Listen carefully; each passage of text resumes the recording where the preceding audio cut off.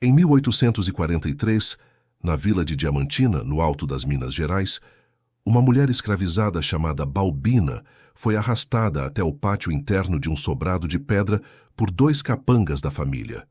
Os sinos da matriz de Santo Antônio batiam às 3 da tarde. As lavadeiras da rua já tinham sido avisadas para comparecer, e a dona daquele sobrado, esposa do coronel mais respeitado da vila, Dona Ritinha Vilela de Matos, estava de pé na sacada de ferro trabalhado, com um pano de linho apertado entre os dedos, como quem segura a prova de um crime que só ela conhecia. No centro do pátio, alguém já tinha acendido um pequeno braseiro de carvão, e dentro dele esquentava um ferro fino, do tamanho de um selo de carta, com 2 letras forjadas na ponta, as iniciais de Dona Ritinha. Dona Ritinha desceu a escada de pedra sem pressa, o vestido de seda escura roçando os degraus gastos. Parou diante de Balbina, que estava ajoelhada, com os pulsos amarrados na frente do corpo e o rosto voltado para cima, sem baixar os olhos. "Você sabe por que está aqui?" disse Dona Ritinha com a voz baixa, quase gentil. Balbina não respondeu. A senhora repetiu mais perto do rosto dela. "Eu perguntei se você sabe por que está aqui." Balbina ergueu o queixo e falou alto o bastante para que todo o pátio ouvisse. "Porque eu sei a verdade sobre o menino, e a senhora tem medo do que eu posso contar." Dona Ritinha sorriu, um sorriso fino, sem nenhum calor por trás. "Ah, Balbina, você não vai contar nada, porque a partir de hoje todo mundo que olhar para o seu rosto vai ver o que você é, minha propriedade, e vai lembrar disso antes de escutar qualquer palavra que saia da sua boca." Ela se aproximou, até quase encostar o rosto no rosto da escrava. "Eu vou marcar você com o meu nome, para que ninguém nunca mais duvide de quem manda nesta casa e de quem tem o poder de calar quem quiser." E foi exatamente isso que ela fez. Ninguém no pátio se mexeu. Ninguém interrompeu. Porque numa vila de mineração como Diamantina, onde a riqueza de uma família inteira podia desmoronar com um único escândalo mal contado, o silêncio valia mais do que qualquer verdade, e a vontade de uma sinhá tinha o peso de uma sentença já lavrada. O que eu vou contar agora é a história do que aconteceu depois daquela tarde, porque essa história não termina no pátio com o cheiro de ferro quente. Ela começa exatamente ali, no instante em que Dona Ritinha, sem perceber, cometeu o único erro que não podia se dar ao luxo de cometer. Marcou o rosto de Balbina, mas deixou intacta a voz dela. Antes de eu continuar, um convite rápido. Se você chegou agora, esse canal se chama Voz dos Contos. Aqui a gente resgata episódios que os livros de história preferem esconder, histórias de crueldade, mas também de gente que usou a única arma que restou para virar o jogo, mesmo depois de marcada, mesmo depois de ferida. Se você gosta desse tipo de história, deixa o like, aperta o sino e se inscreve, porque é isso que ajuda esse relato a alcançar quem realmente precisa escutá-lo. E se você aguentar até o final, eu prometo, o segredo que Balbina guardava valia mais do que toda a fortuna daquela família, e o jeito como ela usou esse segredo mudou o destino de 2 crianças, de uma vila inteira e da própria justiça daquele tempo. Para entender essa história, você precisa entender o que era Diamantina em 1843. Diferente das fazendas de café do Vale do Paraíba, diferente dos engenhos de açúcar do litoral, Diamantina vivia da extração de diamantes, um comércio que já tinha vivido seu auge no século anterior, quando a região ainda se chamava Arraial do Tijuco, e que na década de 1840 enfrentava um declínio lento, mas constante. As jazidas mais ricas já tinham sido exploradas. As famílias tradicionais, donas de escravizados que garimpavam nos leitos dos rios em busca de pedras, viam a própria fortuna minguar ano após ano e precisavam, cada vez mais, recorrer a outras fontes de renda e outras estratégias para manter o status social.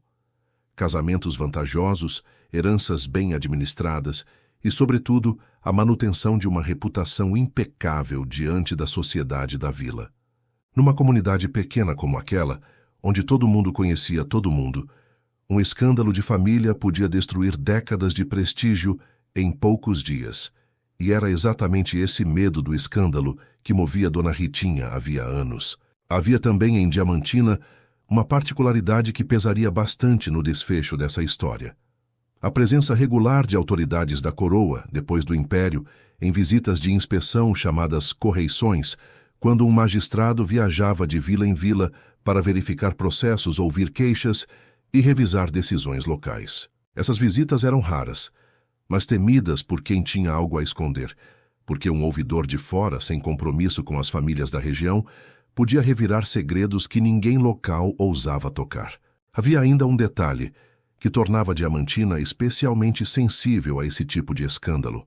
A vila tinha uma tradição antiga de irmandades religiosas leigas, associações formadas tanto por famílias brancas quanto por libertos e escravizados, que se reuniam para organizar festas, funerais e ajuda mútua. Essas irmandades criavam uma teia social intensa, onde notícias e fofocas circulavam entre casas de senhores e casebres de libertos, com uma velocidade que nenhuma outra estrutura da vila conseguia impedir. Um segredo mal guardado numa família rica podia, em poucos dias, se espalhar por toda a hierarquia social da vila, da igreja, até a última senzala. E era exatamente esse tipo de vazamento que Dona Ritinha temia mais do que qualquer outra coisa. Foi dentro dessa vila de riqueza minguante, reputações frágeis e rumores que corriam depressa demais, que a vida de Balbina se cruzou com a de Dona Ritinha. Balbina nasceu numa senzala de garimpo, filha de uma mulher que trabalhava peneirando cascalho nos leitos dos rios em busca de diamantes, sob o sol e dentro da água fria o dia inteiro. Não existia registro de nascimento para gente escravizada apenas à idade calculada, e o nome do proprietário anotado num livro de família. Estimava-se que Balbina tivesse pouco mais de 25 anos naquele 1843. A mãe dela morreu ainda jovem, consumida pelo trabalho na água gelada, e Balbina foi levada, ainda menina, para dentro da casa grande da família Vilela de Matos, para servir como ama de leite quando a primeira filha do coronel nasceu, já que Balbina, por coincidência de datas, tinha perdido um filho recém-nascido semanas antes e ainda produzia leite. Aqui eu preciso explicar uma coisa sobre o papel de uma ama de leite naquela época, porque é diferente de qualquer outro trabalho dentro da casa grande. A ama de leite amamentava, embalava, cuidava das crianças da família dia e noite, e por causa disso tinha acesso a espaços que nenhuma outra pessoa escravizada tinha. O quarto da senhora, os aposentos privados, as conversas sussurradas depois que as portas se fechavam. Uma ama de leite via e ouvia praticamente tudo o que acontecia dentro daquelas paredes, e por isso mesmo precisava aprender desde cedo a fingir que não via e não ouvia nada. Balbina amamentou a primeira filha do coronel, Dona Henriqueta, e depois, anos mais tarde, o segundo filho do casal.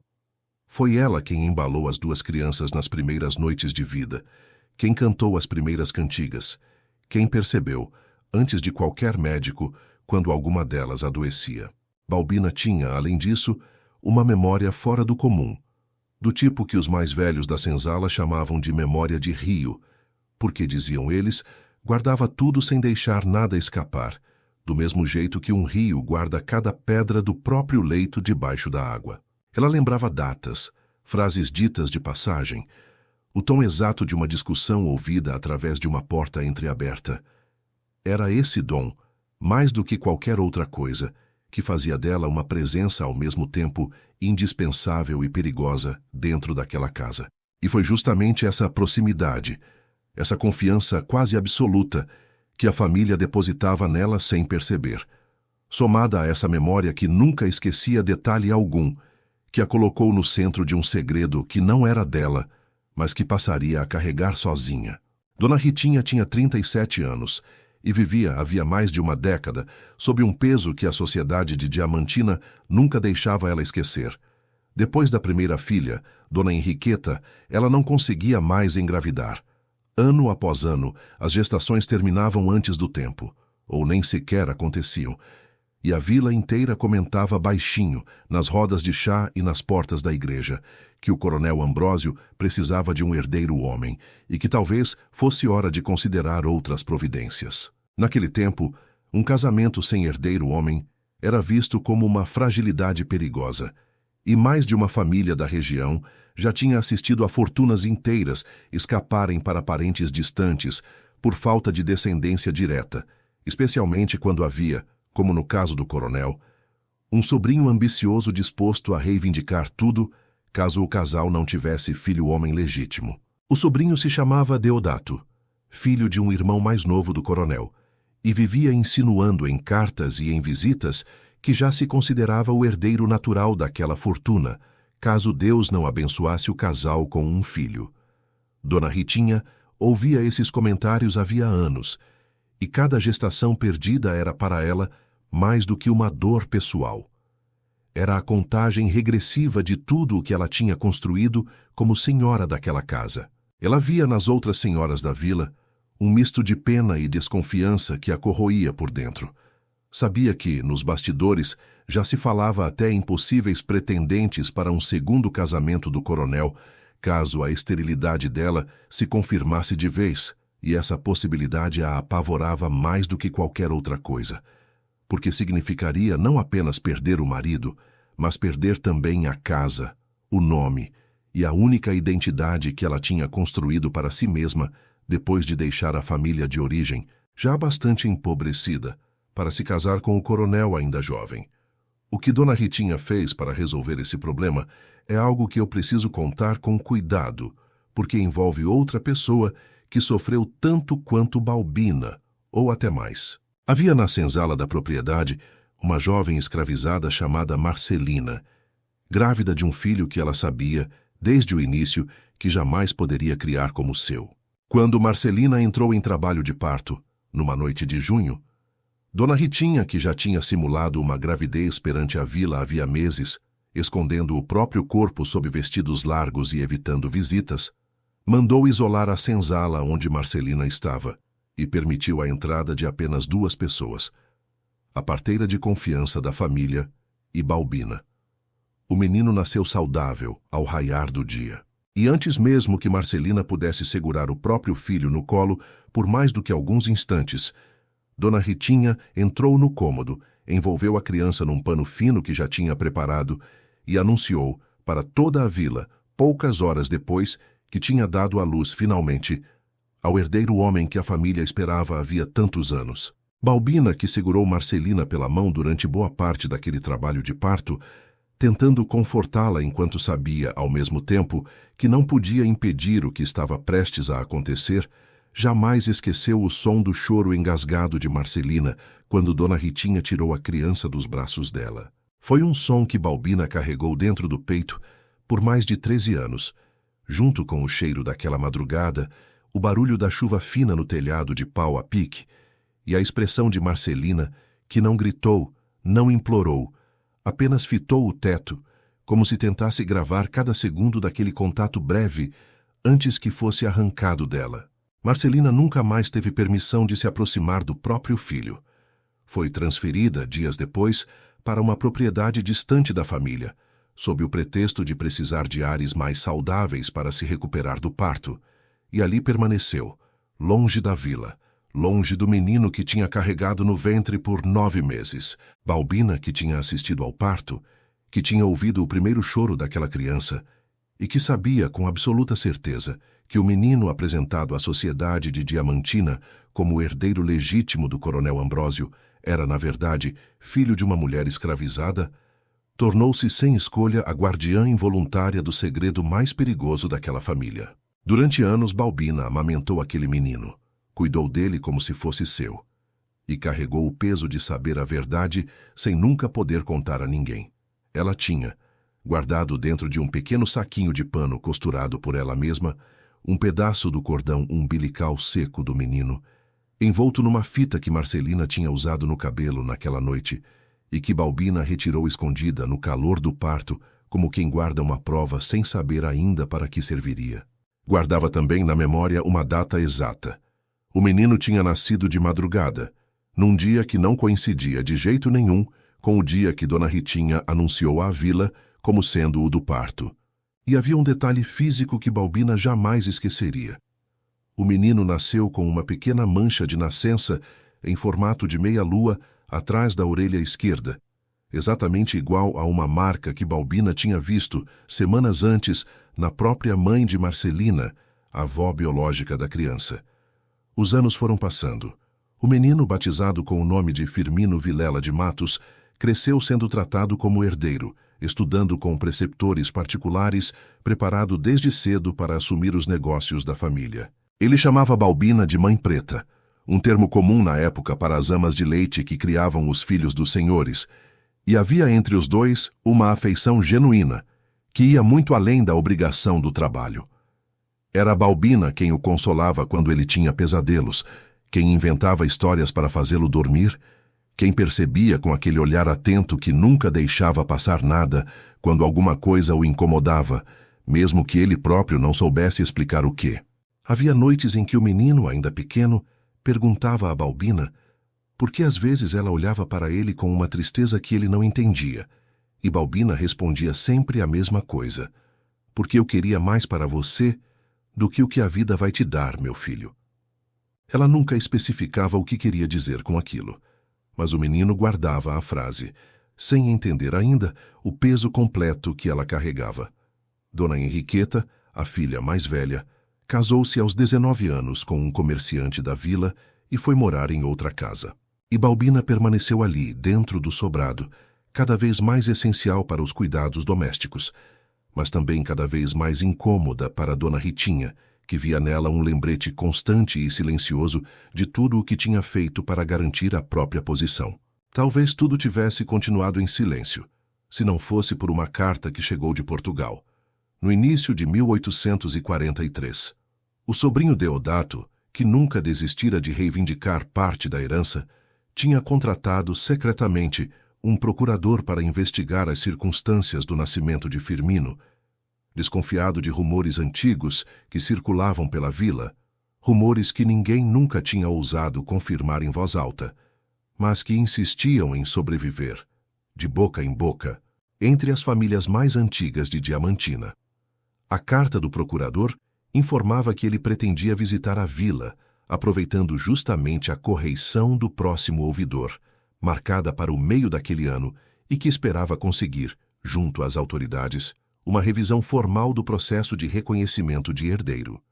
Dona Ritinha, ao ler aquela carta, sentiu o chão que ela tinha construído durante 15 anos começar a ceder, e no meio do desespero, chegou a uma conclusão perigosa.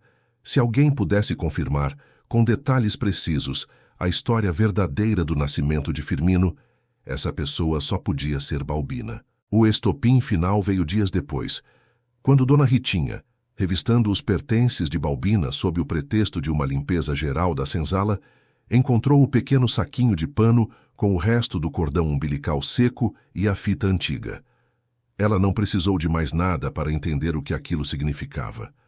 Na manhã seguinte, mandou reunir os capangas no pátio do sobrado e mandou buscar Balbina.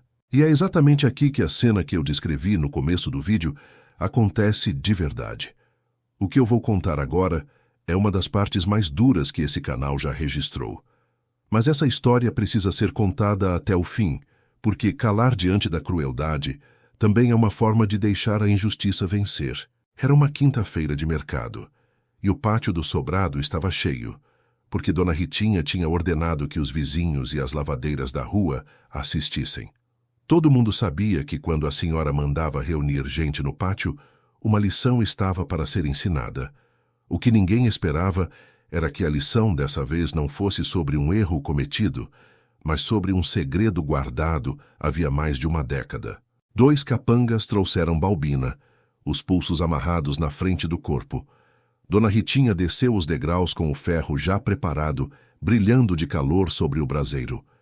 Essa mulher, disse Dona Ritinha, apontando para Balbina com a voz alta o bastante para chegar ao fim do pátio, guarda coisas que não são dela para guardar. Acha que uma escrava pode decidir o destino de uma família inteira. Balbina não baixou a cabeça. Então eu vou marcar essa mulher, continuou Dona Ritinha, para que daqui em diante, quando ela abrir a boca, todo mundo lembre primeiro do que ela é, antes de considerar qualquer palavra que ela diga. Ela se aproximou de Balbina e tocou o rosto dela de leve, quase com delicadeza. Você tem um rosto que as pessoas confiam, não tem? Isso também vai acabar hoje. O capataz-chefe se aproximou com o ferro em brasa. Segurem ela, ordenou Dona Ritinha, sem alterar o tom de voz. 2 homens imobilizaram os braços de Balbina. Um terceiro segurou a cabeça dela pelo queixo, virando o rosto na direção certa. Eu não vou descrever os detalhes do que aconteceu ali. Não vou descrever o cheiro, nem o som do ferro tocando a pele. O que posso te dizer é que Balbina não gritou nenhuma vez. Cerrou os dentes e ficou olhando direto para Dona Ritinha o tempo todo, sem desviar o rosto. A marca ficou impressa na lateral do rosto, abaixo do olho direito. 2 letras pequenas que ficariam ali para sempre. Quando terminaram, Balbina estava ajoelhada no meio do pátio, o rosto ferido coberto às pressas por um pano úmido, e mesmo com a dor que fazia a vista embaçar, ela mantinha o queixo erguido. Dona Ritinha se abaixou até ficar perto do rosto dela. Agora, quando alguém olhar para você, Balbina, vai ver a minha marca antes de ver qualquer outra coisa. Balbina respirou fundo e respondeu, com uma calma que gelou o pátio inteiro. A senhora marcou o meu rosto, mas esqueceu de marcar a minha boca, senhora. E é ela que vai contar a verdade. Ela disse aquilo sem hesitar. E o silêncio que se fez depois pesou sobre todo mundo que estava ali, inclusive sobre Dona Ritinha, que pela primeira vez naquela tarde pareceu hesitar. O coronel Ambrósio estava viajando a negócios quando aquilo aconteceu e voltou 2 dias depois, encontrando a vila inteira comentando o episódio em voz baixa. Ele não era um homem cruel por natureza e ficou visivelmente incomodado ao saber do castigo, embora não tivesse coragem, naquele primeiro momento, de confrontar a esposa diretamente sobre o motivo real por trás daquilo. Mandou chamar o médico da vila para tratar do ferimento de Balbina e passou a evitar os olhos da própria mulher durante as refeições, sem entender ainda toda a extensão do que ela tinha feito, mas sentindo, no fundo, que algo mais grave do que uma simples desobediência doméstica estava por trás daquele castigo tão específico e tão cruel. Foi durante essas semanas de convalescença que Balbina tomou a decisão mais importante da própria vida. Ela sabia que não podia simplesmente contar a verdade em voz alta dentro daquela casa Dona Ritinha. Certamente encontraria um jeito de desacreditá-la, de vendê-la para longe, ou pior, antes que qualquer autoridade pudesse ouvi-la. Ela precisava de um plano que resistisse ao poder da família e não apenas de um desabafo emocional. Balbina conhecia, havia anos, um homem liberto chamado Firmino Alves, na verdade. Foi em homenagem a esse homem, e não por coincidência bíblica, que o menino recebera o próprio nome, embora ninguém na família soubesse disso. Firmino Alves trabalhava como escrivão auxiliar no cartório da vila, e que tinha aprendido a ler e escrever ainda escravizado, quando servia a um antigo juiz que, por gratidão a anos de serviço leal, providenciou sua alforria e alguns ensinamentos antes de morrer. Firmino Alves conhecia a fundo o funcionamento da justiça local, sabia exatamente quando as correições costumavam acontecer e tinha, mais importante ainda, acesso aos livros de batismo da paróquia, onde ficavam registradas, com data e testemunhas, todas as cerimônias realizadas na vila. Balbina, ainda com o rosto enfaixado, mandou chamar Firmino Alves em segredo através de uma lavadeira de confiança que circulava livremente entre as casas da vila. Contou a ele em detalhes tudo o que sabia: a data verdadeira do nascimento do menino, a marca de nascença em formato de meia-lua atrás da orelha esquerda, o nome da verdadeira mãe biológica, Marcelina, e o local para onde ela tinha sido transferida anos antes. Firmino Alves, ouvindo aquilo, lembrou-se de um detalhe que só ele, por causa do próprio ofício, poderia confirmar.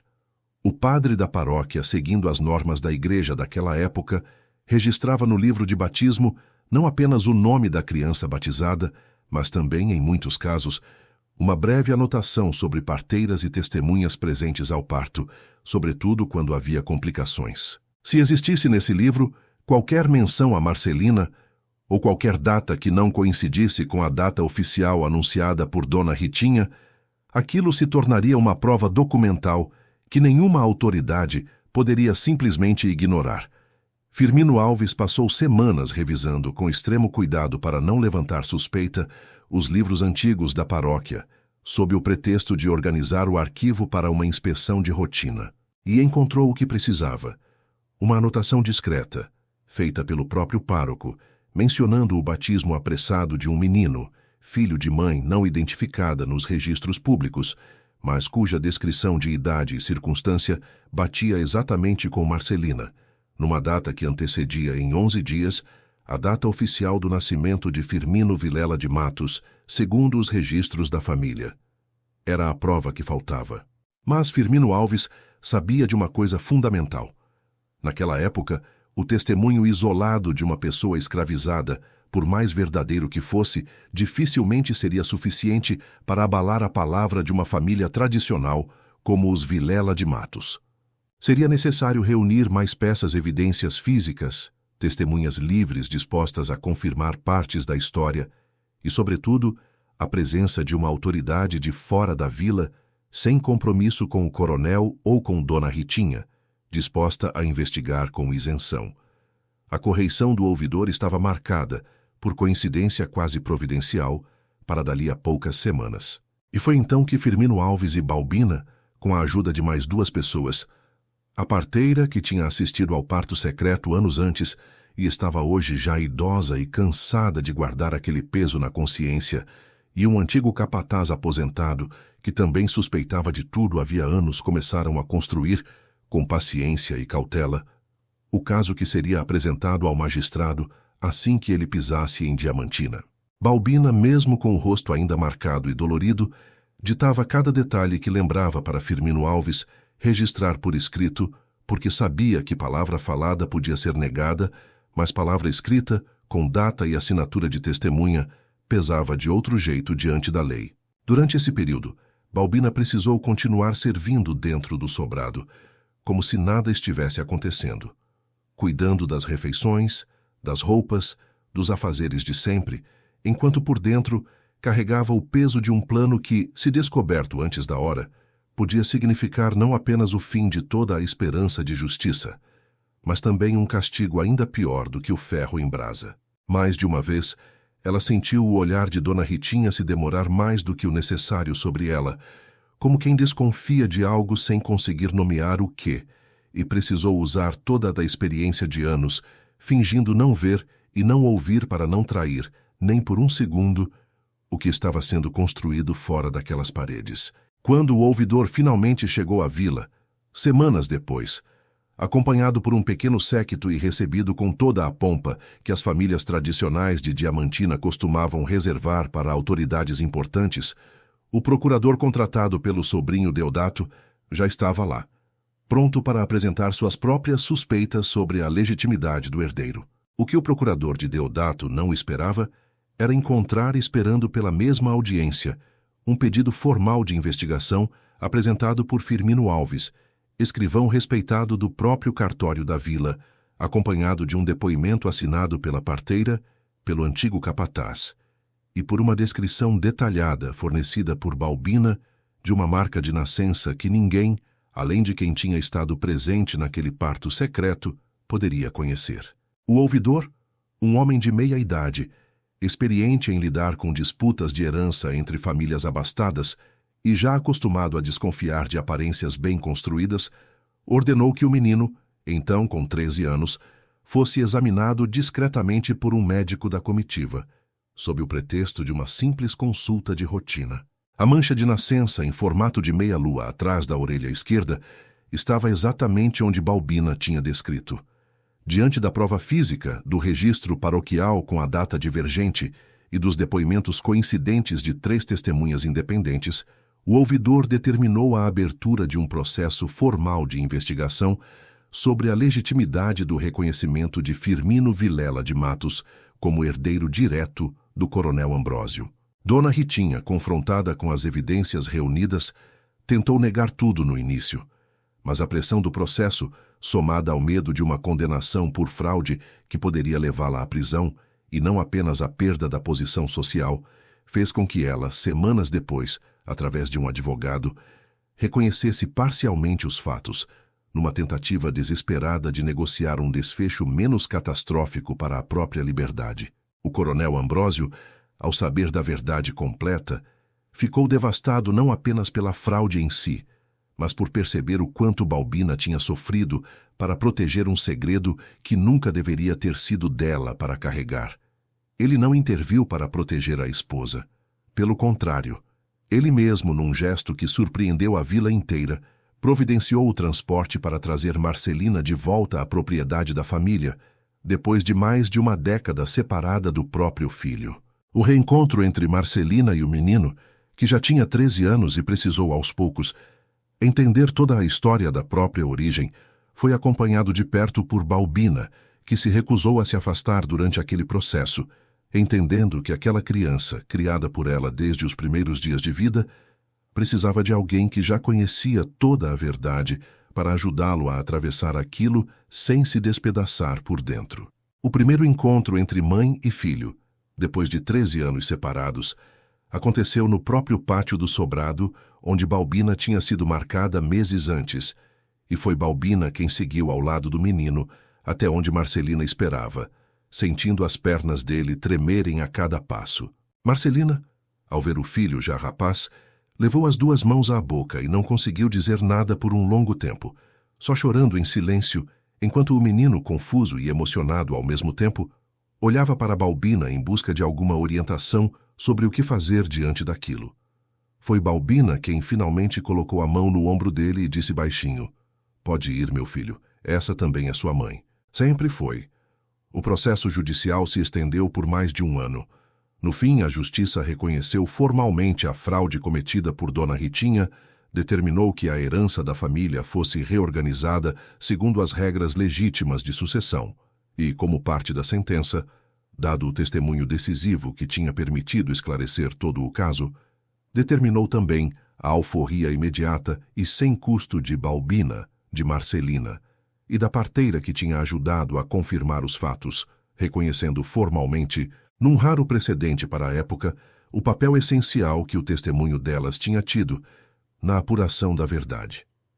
Dona Ritinha nunca foi presa, mas perdeu a posição de dona da casa, viveu o restante dos anos numa propriedade menor da família, afastada do convívio social que antes tanto prezava, e nunca mais recebeu visita alguma dos antigos círculos de Diamantina, que passaram a evitá-la como quem evita uma vergonha ambulante. O coronel Ambrósio, por sua vez, garantiu no próprio testamento uma pensão vitalícia para Balbina e para Marcelina, não como forma de comprar o silêncio de ninguém, já que a verdade já tinha sido reconhecida judicialmente, mas como reconhecimento explícito, escrito de próprio punho, da dívida moral que aquela família jamais poderia realmente pagar.